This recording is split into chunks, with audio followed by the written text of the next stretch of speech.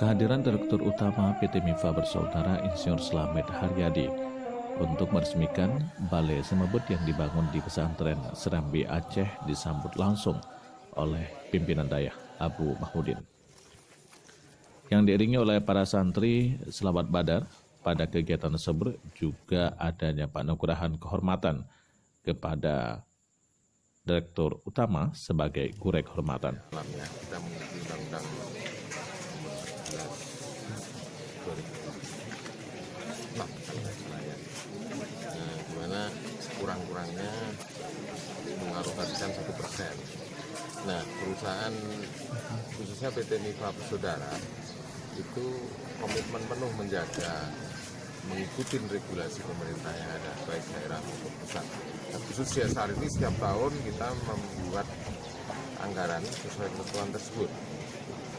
Nah, atas anggaran itu dibuatlah program-program seperti yang telah kami sampaikan. CSR ini kan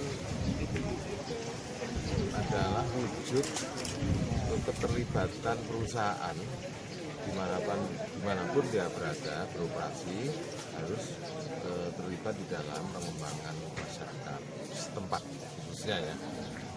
Nah, tahun yang lalu kita memenuhi itu. Tahun demi tahun tentu mengikuti tingkat produksi, jumlahnya tentu akan meningkat.